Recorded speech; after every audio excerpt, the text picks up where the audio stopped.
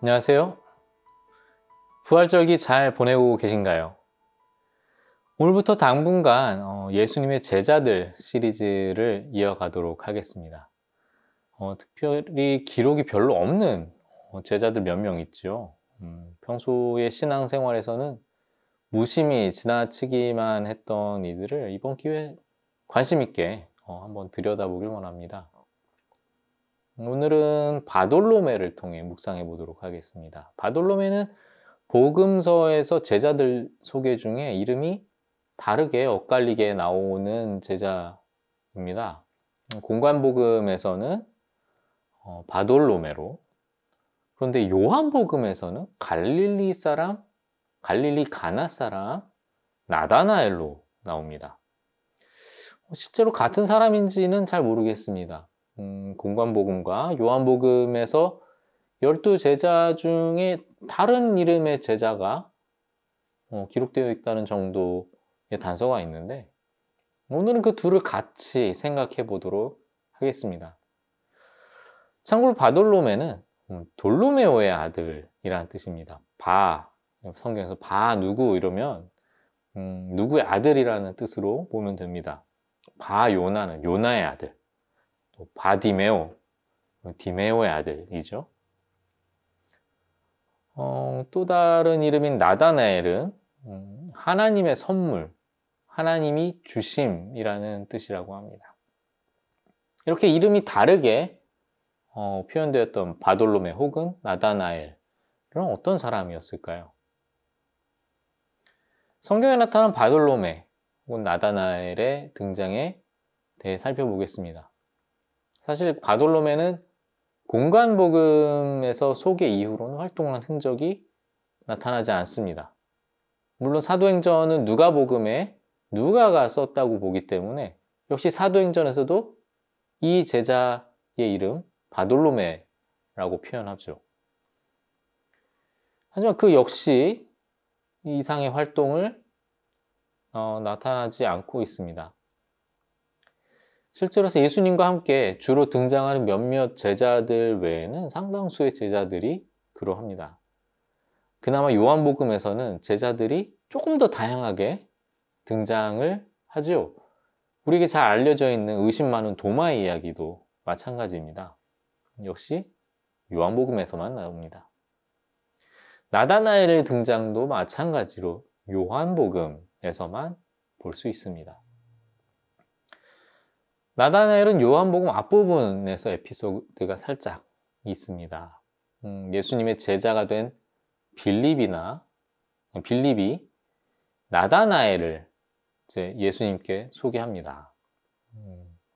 그리고 예수님이 나다나엘을 만났을 때 예수님이 너는 참 순수하고 믿음이 좋구나 라고 칭찬하는 장면이 있습니다. 요한복음 1장 43절 51절에 있는 내용인데요. 대략적으로 제가 이렇게 요한복음에 나타난 나다나엘의 등장을 설명했는데요. 하지만 단순히 예수님이 칭찬하시는 장면 때문에 요한복음에 나다나엘이 기록된 것만 같지는 않습니다. 그럼 오늘의 본문을 읽어보면서 확인해 보도록 할까요? 48절에서 51절입니다. 나다나엘이 이르되 어떻게 나를 아시나이까? 예수께서 대답하여 이르시되 빌립이 너를 부르기 전에 내가 무화과 나무 아래에 있을 때 보았노라. 나다나엘이 대답하되 라삐여 당신은 하나님의 아들이시요 당신은 이스라엘의 임금이로소이다. 예수께서 대답하여 이르시되 내가 너를 무화과 나무 아래에서 보았다 함으로 믿느냐? 이보다 더 큰 일을 보리라.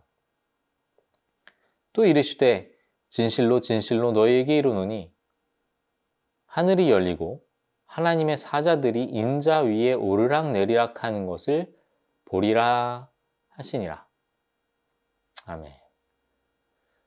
가장 먼저 볼 것은 오늘의 본문에서 요한복음 중에 중요하게 나타나는 표현 방식이 있습니다.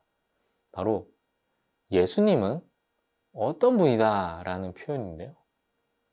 오늘 읽으신 부분은 요한복음이 전하는 나다나엘의 입을 통해서 선포된 예수님에 대한 증언입니다. 그것은 바로 하나님의 아들, 이스라엘의 임금이라는 표현이죠. 요한복음에서는 예수님에 대한 표현이 몇 가지가 있습니다.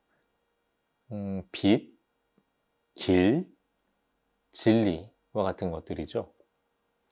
이와 같은 표현을 나다나엘의 입을 통해서 했다는 것을 주목해서 볼 수 있습니다.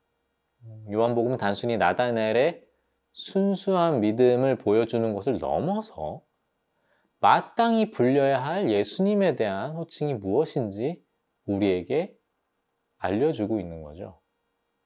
그것은 바로 예수님은 하나님의 아들, 이스라엘의 임금이라는 것입니다. 그 다음으로 한 가지 더 집중해서 볼 것은 바로 나다나엘과 같은 믿음의 결과입니다. 예수님께서 뭐라고 말씀하시죠? 자신이 알지도 못한 사이 자신을 무화과나무 아래에서 바라봐 주신 주님을 믿게 되는 것. 이게 사실 이런 믿음도 쉽지 않습니다. 그런데 말이죠. 예수님은 나다나엘이 이보다 더 큰 일을 볼 것이라고 말씀하십니다. 어떻게 해요? 하늘이 열리고 하나님의 천사들이 예수님 위에 오르내리는 모습을 보게 될 것이라고 합니다. 바로 예수님과 함께 천상적 경험을 하게 될 것이라는 점입니다. 예수님을 믿는 믿음의 삶은 이 땅의 경험을 넘어서는 초월적인 인생이 되는 것이죠. 요한복음에 주로 나타나는 영혼의 삶도 비슷한 맥락일 것 같습니다. 그렇게 요한복음은 나다나엘의 에피소드를 통해 예수님이 하나님의 아들이자 또 이 세상을 다스리시는 분임을 말하고 또 예수님을 믿는 믿음의 결과가 초월적 삶이라는 것을 우리에게 알려줍니다. 앞서 언급한 것처럼 안타깝게도 바돌로메 혹은 나다나엘은 그 이상의 활동하는 모습으로 등장하지 않습니다. 다만 그에 대한 옛 교회 전승이 남아 있습니다. 전승에 따르면 바돌로메는 다른 사도들이 성령을 받고 열방으로 선교했던 것처럼 마찬가지로 튀르키 동쪽 아르메니아 지방을 선교를 나갔다고 합니다. 하지만 역시나 대부분의 사도와 마찬가지로 바돌로메는 그 아르메니아 지방의 왕에게 분노를 사서 순교했다고 알려져 있습니다. 좀 잔인하게 순교당했다고 하는데요. 칼로 살이 벗겨지는 처형을 당했다고 합니다. 그래서 기독교 성인들 그림에 나타나는 바돌로메 아이템에는요, 칼이 등장합니다. 이코나 같은 성인들이 등장하는 그림들에는 각각의 그 성인들을 상징하는 아이템들이 있는데요. 바돌로메의 경우 칼이라는 거죠. 이와 같은 모습과 연관된 그림을 하나 보도록 하겠습니다. 바로 이탈리아의 시스틴 성당, 시스틴 예배당 벽화인데요. 바티칸 시국의 베드로 대성당 옆에는 시스틴 예배실이 있습니다.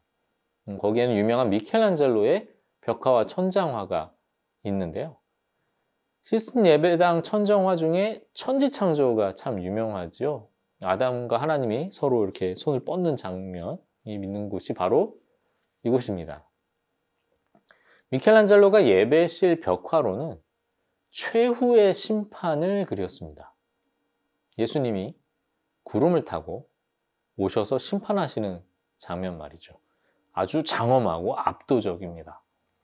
여기서 미켈란젤로는 믿음을 잘 지킨 사람들은 하늘로 올라가고 또 아닌 사람들은 지옥의 악마들이 끌고 가는 장면을 연출했죠.